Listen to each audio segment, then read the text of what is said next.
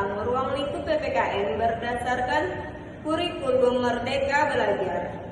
Nah, sebelum kita memasuki inti dari pembahasan, pertama-tama mari kita simak video yang menjelaskan tentang pengertian kurikulum Merdeka.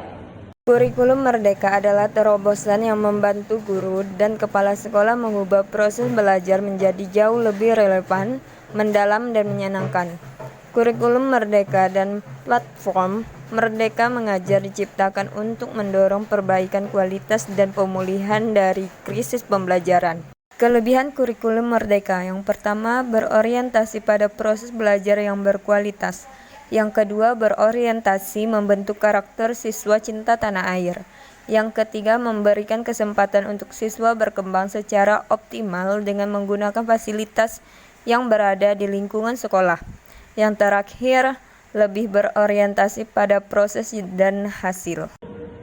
Setelah kita menyimak video mengenai pengertian kurikulum Merdeka, selanjutnya kita akan membahas mengenai karakteristik kurikulum Merdeka. Simak video berikut.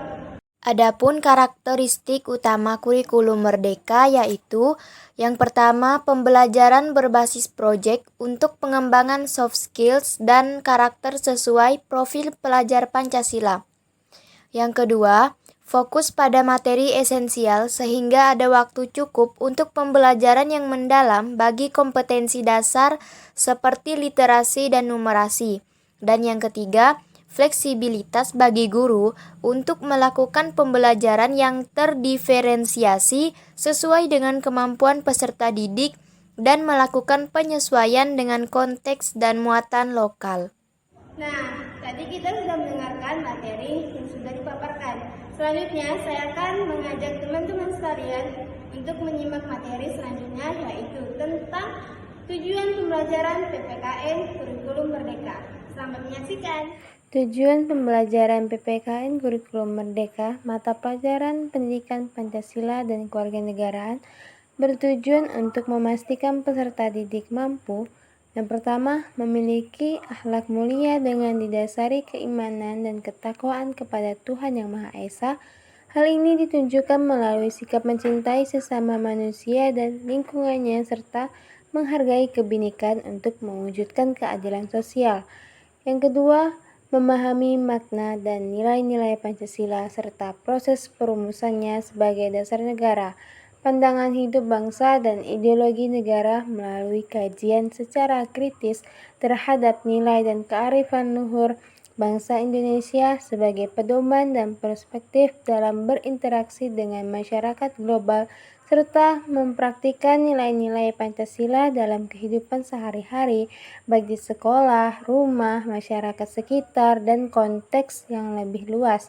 Selanjutnya yang ketiga, menganalisis secara kritis konstitusi dan norma yang berlaku, serta menyelaraskan hak dan kewajibannya dalam kehidupan bermasyarakat, berbangsa, dan bernegara di tengah-tengah masyarakat global.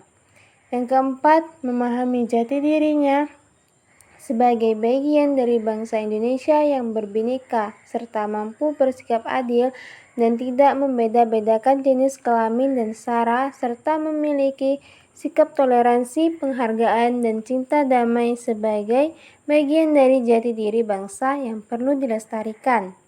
Dan yang terakhir, yang kelima, menganalisis secara cerdas karakteristik bangsa Indonesia, sejarah kemerdekaan Indonesia, dan kearifan lokal masyarakat sekitar dengan kesadaran untuk menjaga lingkungan sekitarnya dan mempertahankan keutuhan wilayah NKRI serta berperan aktif dalam kancah global. Oke teman-teman, setelah kita mendengarkan penjelasan tentang pengertian, karakteristik, dan tujuan pembelajaran kurikulum Merdeka, sekarang kita akan menyimak video tentang bagaimana sih proses penerapan kurikulum Merdeka. Proses penerapan kurikulum Merdeka.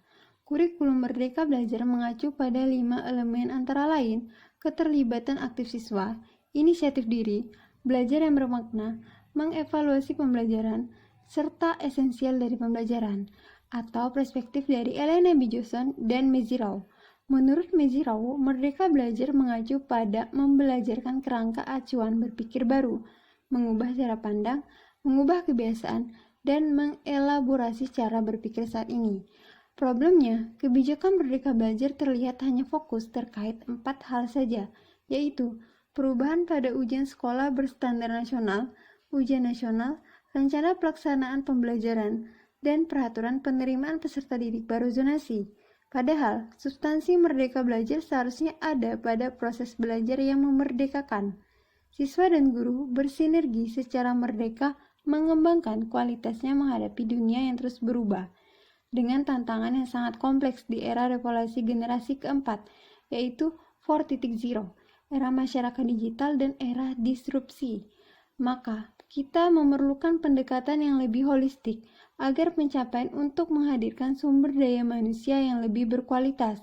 Oleh karena itu, pendekatan holistik ini meliputi seminar nasional yang menghadirkan para ilmuwan pendidikan dan para pengambil kebijakan, diskusi terpumpun atau focus group discussion yang intensif, analisis data sekunder dari data-data evaluasi penyelenggaraan pendidikan dasar dan menengah yang selama ini berlangsung, analisis data primer berbasis data riset mutakhir terkait proses penyelenggaraan pendidikan dasar dan menengah yang selama ini dilaksanakan juga, serta analisis kualitas lulusan dan analisis dari output dan outcome pendidikan dasar dan menengah yang selama ini ada.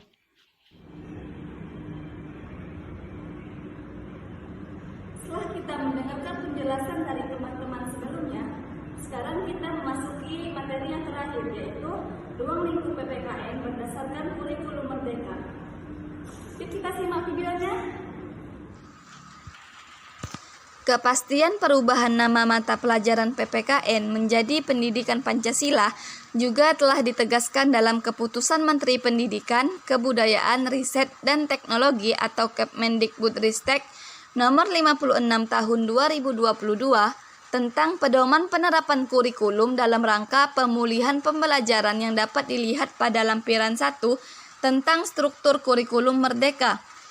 Sedangkan kepastian pendidikan Pancasila masih memuat pendidikan Pancasila dan pendidikan kewarganegaraan tertuang dalam Peraturan Menteri Pendidikan, Kebudayaan, Riset, dan Teknologi Permendikbudristek Nomor 7 Tahun 2022 tentang standar isi pada pendidikan anak usia dini, jenjang pendidikan dasar, dan jenjang pendidikan menengah. Di dalam naskah standar isi tersebut terdapat pendidikan Pancasila dan pendidikan kewarganegaraan. Adapun standar isi pendidikan Pancasila mencakup A. Pancasila sebagai dasar negara dan Garuda Pancasila sebagai lambang negara, sila-sila dan nilai-nilai yang terkandung dari setiap sila Pancasila dan pelaksanaannya dalam kehidupan sehari-hari. B. Penghargaan terhadap keragaman, sikap toleran, hidup rukun, dan gotong royong di lingkungan rumah, sekolah, dan masyarakat terdekat dengan prinsip saling menghargai dan menghormati sebagai bentuk Bhinneka Tunggal Ika. Dan C. Identitas diri, keragaman identitas, dan hak orang lain dalam bingkai persatuan nasional. Sedangkan standar isi pendidikan kewarganegaraan mencakup A.